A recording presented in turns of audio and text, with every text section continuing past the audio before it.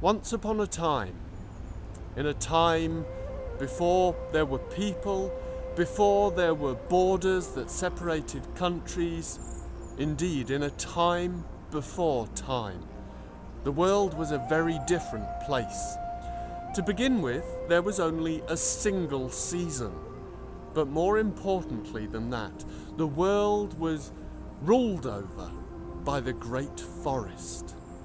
The trees within that forest were fed by mist, mountain streams, and it gave them something special. For the trees back then, they were awake, not asleep as they are today. It should have been a paradise for those trees. They didn't know cold, storms hadn't been invented, and of course there were no people trying to cut them down.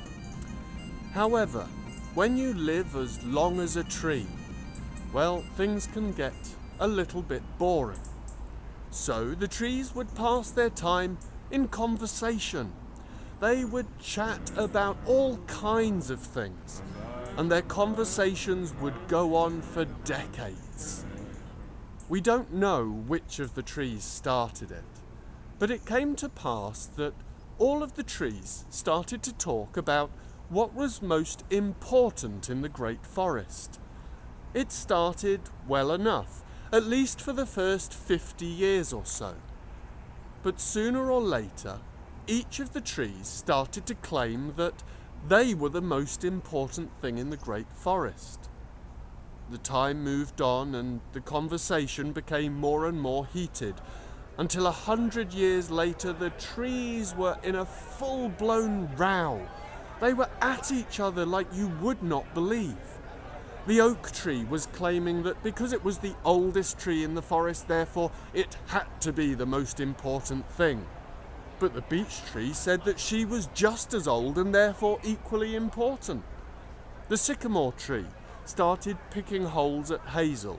The sycamore said that its bark was the finest bark in the forest. The hazel tree, of course, disagreed with this. The blackthorn and the hawthorn were arguing about who had the sharpest thorns, and even the sweet, sweet cherry tree was picking on the chestnut tree, claiming that its flowers smelled far sweeter. All of the trees were at each other, all of them, except the fir tree. Now the fir tree did not have leaves like all of the other trees. Instead, it just had tightly bunched needles. There were times that the fir tree wondered even if it was a real tree. So it just kept quiet. It listened, watched, and observed as all the other trees got angrier and angrier. Well, it came to pass. Eventually, Mother Nature came to hear of the great argument in the forest, and she came to investigate. She wandered through the trees totally unnoticed, for you see, in all this time, the trees had never once asked the question, where did we come from? They had no idea that Mother Nature existed, and so she passed totally unhindered through the forest. She listened out to what the trees were saying. She heard the larch tree talking with the willow tree, and the larch tree was claiming it was bendier than the willow tree. She was listening to buckthorn and the rowan tree. They were arguing about berries. The buckthorn said its berries were far juicier, far redder, and that the birds preferred its berries to the rowan trees, and therefore it was more important. Mother Nature shook her head. Something had to be done. Something had to be done to bring unity back to the forest. So she decided to start asking questions. And she asked all of the trees the same question. What is the most important thing about the forest? She came to the ash tree. Tell me, Ash, what do you think is the most important thing about the forest? Oh, well, I am, of course, said the ash tree. He didn't even pause to think. I grow taller and I grow faster than any of these other trees, therefore I am the most important. "Is that so?" said Mother Nature. She walked along some more, and there she saw a birch tree. "Tell me, birch tree, what's the most important thing about the forest?" "Oh, well, I am," said the birch tree. "My seeds, they are carried far and wide upon the breeze. It is because of me that the great forest grows in size every year. Therefore I am the most important." Each and every tree claimed it was the most important thing. That was until Mother Nature came to the fir tree. She asked the fir tree exactly the same question, but unlike the other trees, the fir tree did not answer straight away. The fir tree thought about the question, considered it at length, waving in the breeze, the branches creaking. Finally, the fir tree answered. "We all are," said the fir tree. "Really?" said Mother Nature. "What do you mean?" "Well," said the fir tree, "each of us has a special role in the forest. We each do something different. Therefore, if you took any one of us away, the great forest would not be the forest it is today. So we are all important." "Finally," thought Mother Nature, "finally a tree that understands." And the fir tree's answer gave her an idea, a way to remind all of the trees how much they depended on each other. Mother Nature left the great forest and she travelled to the northern kingdom. There she had a word with Frost to tell him of her plan. Then she rose up high into the sky. She reached out a hand and she began to dim the sun, giving it a good strong elbow for good measure. The days began to grow shorter. The sun grew weaker. Back in the great forest, however, all of the trees were still far too busy arguing to even notice that the days were getting shorter. But now Frost was able to leave the northern kingdoms, and as Frost marched south, a chill, cold wind blew out ahead of him. The breeze blew into the great forest, and all of the trees shivered. In the dimming light, their leaves began to turn yellow, and as Frost himself entered the great forest, their leaves began to fall. The trees stopped their arguing. They were afraid for the very first time in their lives.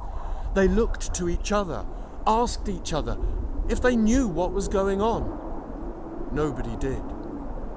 As Frost walked through the great forest, icicles began to form on their branches. Now they were bare, exposed, and totally terrified. All of them, that is, except for the fir tree. The fir tree's tightly bunched needles were still green. More than that, they protected it from the biting cold of frost. When the snow began to fall, all of the trees abandoned their homes of branch and trunk, and one by one they came to the fir tree. Each of them asked the fir tree for shelter, for protection within its densely packed branches. The fir tree accepted them all, and by the time that the nights were at their longest and the cold at its coldest, the fir tree held amongst its branches all of the tree spirits in the great forest, and together they suffered in the cold and darkness together, all of their arguing long since forgotten. Mother Nature looked down in the great forest. She looked down at all of the tree spirits huddled within the branches of fir tree, and she smiled. Finally they got it. Now they understood. And she took pity on them. She reached out and she began to turn the sun back up. The days grew warmer, and Well, Frost decided it was time to return home. When Frost left the great forest, the ice began to melt, the days grew warmer still. All of the trees left the protection of Fir Tree, and they returned to their own wooden homes. There they tried hard to regrow their leaves. At first, tiny little buds, and then the buds opened and bright green leaves emerged. By the time the summer arrived, the canopy was back full and green as it had once been. But that is not the end of the story. For Mother Nature decided that the trees needed to be reminded every year how much they needed each other.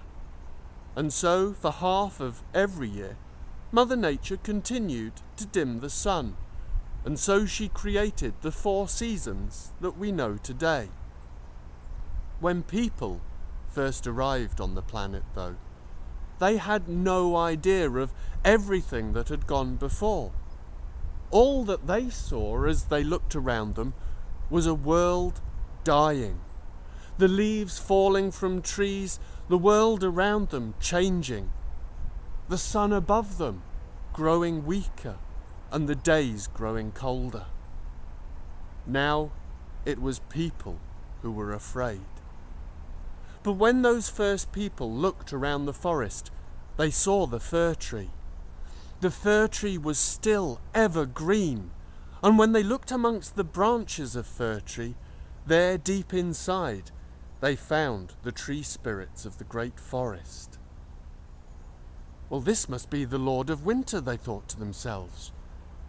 As the sun grew weaker still, the nights grew longer. Those early people thought that the sun was leaving their world for good. The Lord of Winter. If we ask the Lord of Winter, maybe he will bring it back. And so those early people lit great bonfires to symbolize the sun. They began to light candles and they hung them upon the branches of the fir tree. They added gold and silver and even some food, asking for good luck and good fortune. When the spring came around and the days grew longer, those early people believed that their prayers had been heard. The Lord of Winter had brought back the sun. So when the next winter came, well, they did the same thing, and the following year and the year after that. The ages of man passed, and a great festival of light sprung up in the darkest nights of winter. A festival which has been called many names over the years, but the traditions have come with it. So the candles have been replaced by light bulbs, even LEDs today. The gold and silver replaced by baubles and tinsel.